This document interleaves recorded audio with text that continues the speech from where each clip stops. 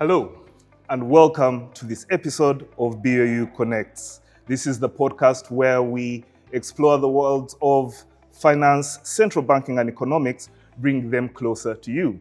My name is Ralph Akorabirunji, and I will be your host.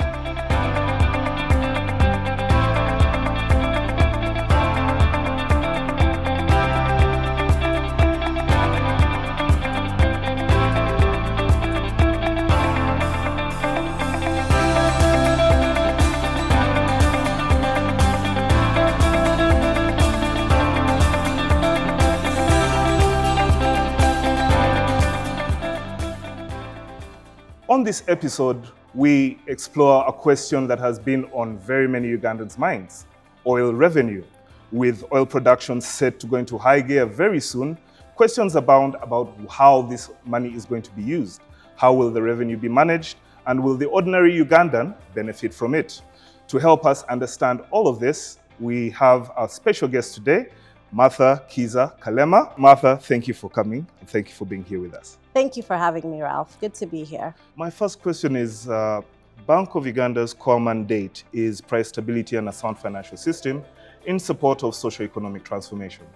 How now does Bank of Uganda get involved in oil revenue? That's a good question. And actually, I get it quite a lot when I'm out there. People are like, BOU, oil? What's the connection? So our role in the oil industry is twofold. One, of course, we act as government's banker, which is our normal day-to-day work. Yes. We hold the main account for the Petroleum Fund, so where all the petroleum revenue is being deposited. And then, of course, we attend all the negotiations like the pipeline, refinery, just to make sure that the money is right as banker to government. But most importantly, and this is the core mandate of the Funds Management Division, which I am in, we are now investing for Uganda's future. So we hold something called the Petroleum Revenue Investment Reserve, very long name. Very. Just to mean like a national savings and generational account. So government is planning to put money in there to save and plan for the future after oil revenue has started to deplete. So we have essentially become the guardians of Uganda's future. That's how Bank of Uganda comes in. That's a brilliant take. And considering the Bank of Uganda, as you said, one of our main roles is advisor and banker to government, one can clearly see at least where we have a stake. So what got you excited about being part of this team that is really just the guardian of Uganda's future? It's a once-in-a-lifetime opportunity, first of all. This is one of the biggest renewable resources we have ever found. We're not sure whether we will find some more, but also the fact that we can get oil and it can change the future that Uganda has, that in 2060, we shall be a developed country with world-class hospitals and world-class education. Yes. Because of the oil that we are investing in 2026. It's such a big deal. And it's right? exciting. Yes, it's very exciting. It's an exciting venture. But it's also scary, a big responsibility, because the oil belongs to everyone, to you, to me, to the pastoralist in Kotido, to the farmer in Kalangala. We have to make sure it works for everyone. Speaking of working for everyone, people, I believe I would be one of the people asking, people might say we need roads now, we need hospitals now. So why are we waiting, for this revenue? Why are we waiting for this activity to roll out? Why can't we have these things now if the money is coming now? Just as when you are working here, you are saving for your retirement, but also buying food on a daily, government is planning to do both. So money will come from the oil, go to the consolidated fund for your needs now. And some of that money, you can see it working as we speak. The Hoima Stadium is an example of how petroleum money is working now. Oil roads are an example. Yes. But also, we have to think about the future. Let me give you an example.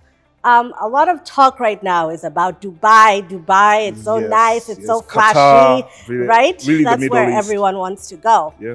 In 1960, the United Arab Emirates was kind of like how we are now, yeah? They were struggling with their roads, they were struggling to educate their people, and then they found oil. And they were like, listen, we have needs right now, yes, but we want to make sure that when the oil starts going down, we can still afford to buy medicine, we can still afford to educate the Emirati children.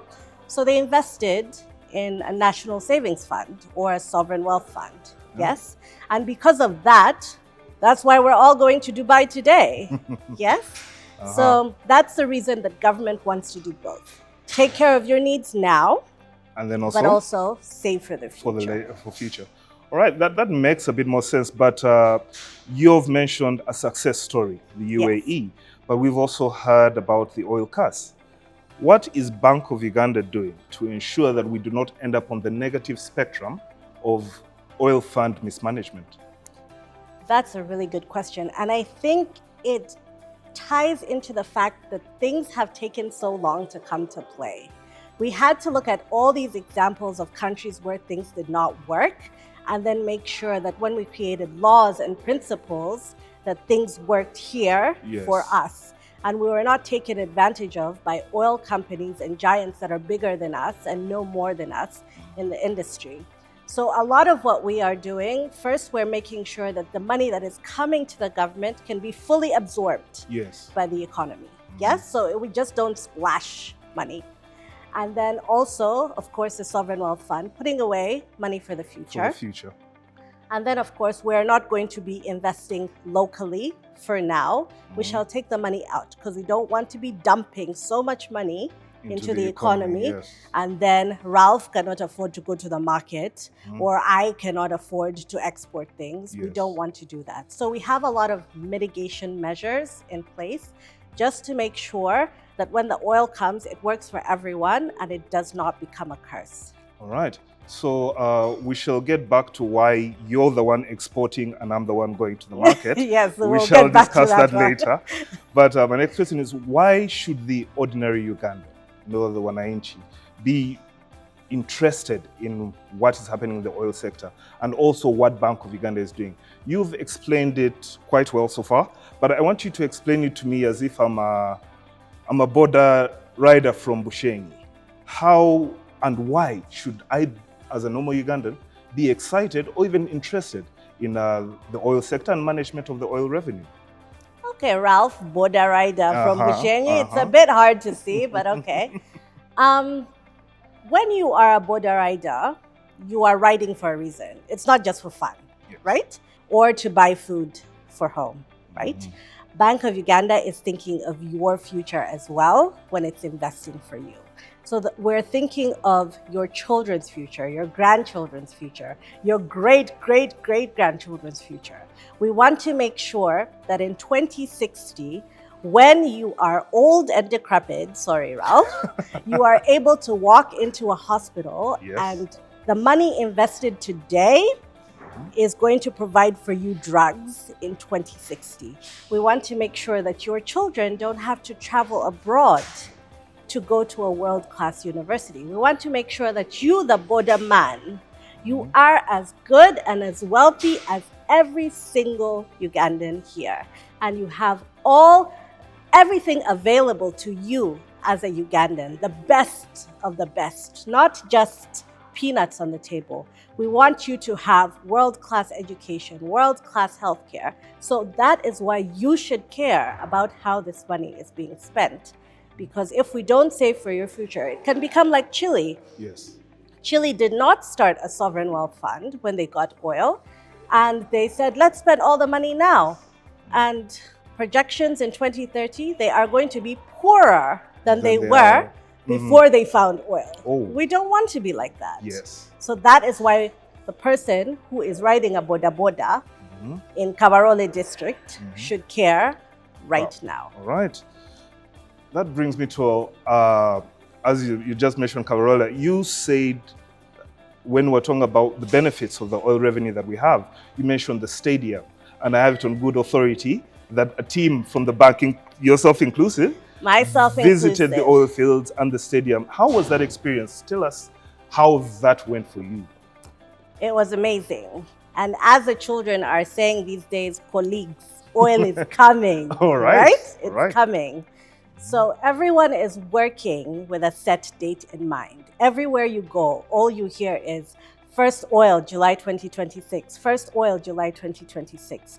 There's so much activity on ground and so much work has been done to make sure, first of all, that everything that is going on is the best of the best. Yes. And secondly, that Quality. everyone, quality, which is why it has taken some time, but quality. There's so much activity on ground, so much happening, and we know that July 2026 is not so far away.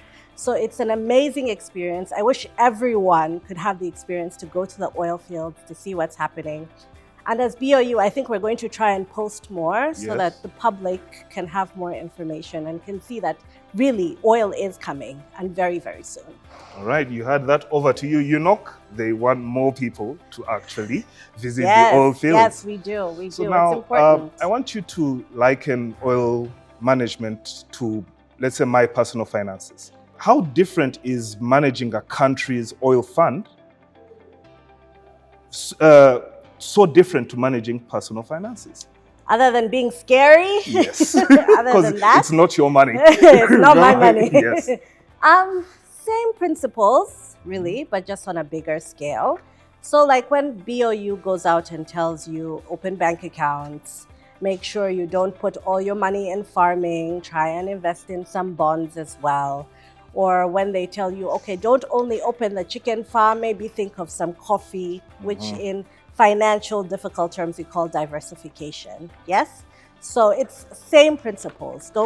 Think of the future when you're investing, right? Yep. Don't think of now, what if you lose your job right now? Yes. So those are the same principles we are applying, just on a much larger scale, thinking of 45 million Ugandans. Yes. And then also you would think about, 30 years before retirement.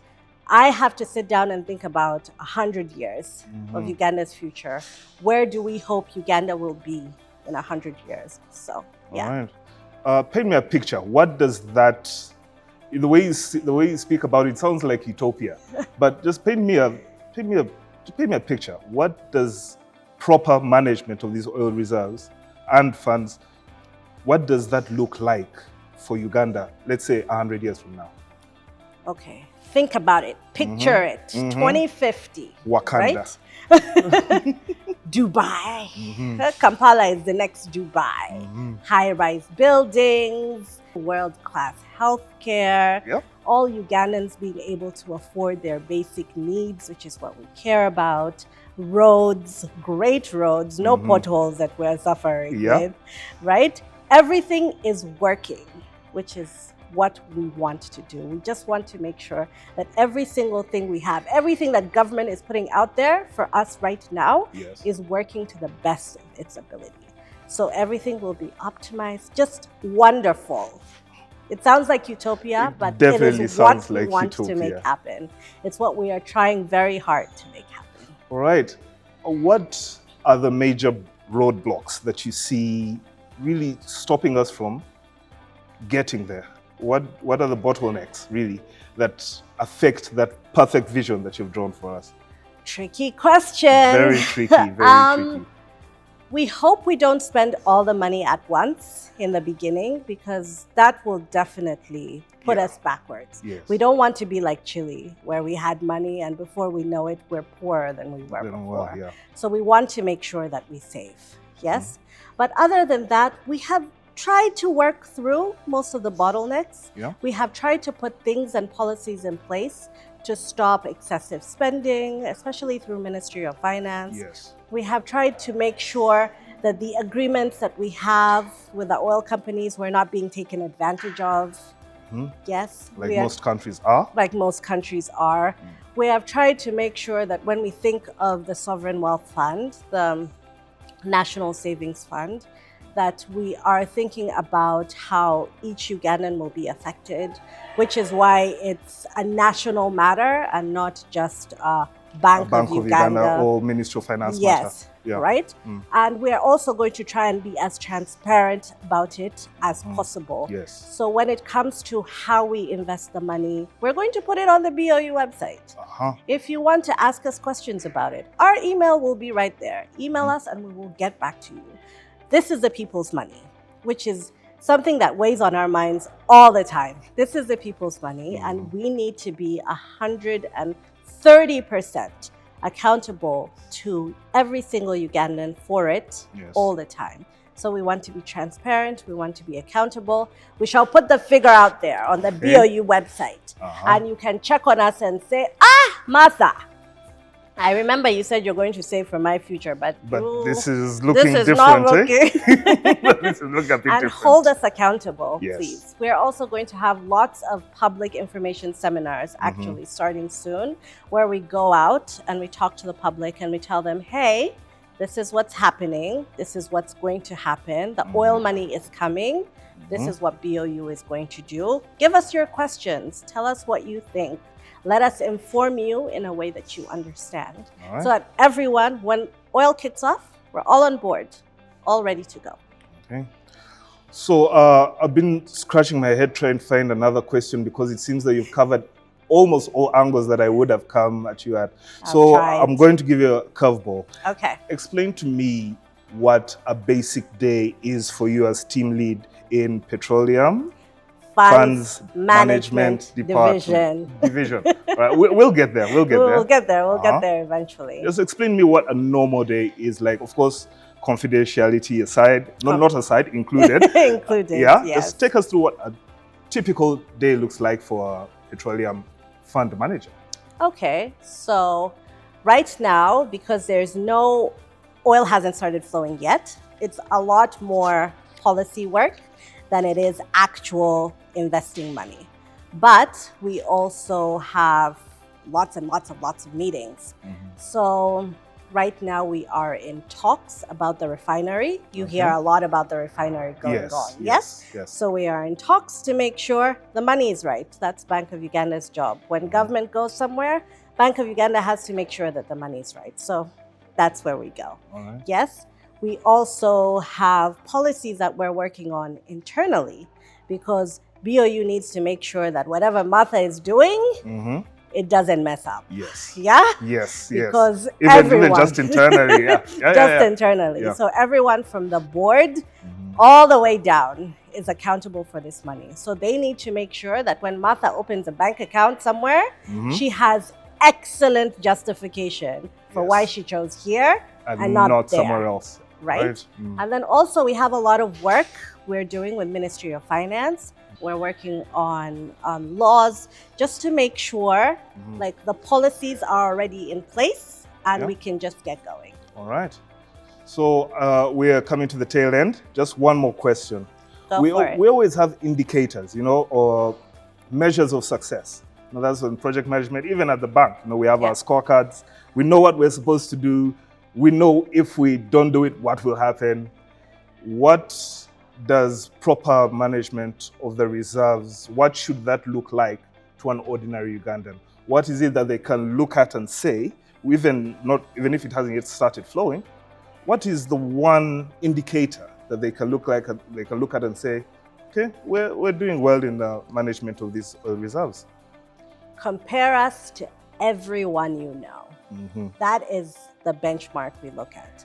So look at our laws and compare them to sovereign wealth funds that you know, like compare us to Norway, compare us to Nigeria, compare us to Chile, right? That is the benchmark. We should be similar to other people who are doing the same thing and doing it well. Yes, right? And doing it well. So, but also when we actually start investing, we will put performance measures out there as well. Ministry of Finance is also going to set targets for me. It will say, listen, this is how much money I need you to make, right? And those targets will be out there. They will be available. And if I don't hit the target, I better come with reasons why. Right? Appraisal is coming anyway. Appraisal is coming anyways, yes. And so obviously we'll also be compared to other fund managers who are doing the same thing. So there's lots of comparison in our industry, but that's how you know the standard for where we should be and where we shouldn't be. All right. Thank you so much, Martha. Final thoughts?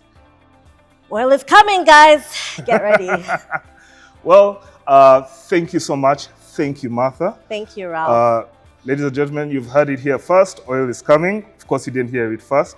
But thank you so much, our guest, Martha Kiiza, different order, for really taking us through why Ugandans should be interested in the oil management and the management of the reserves.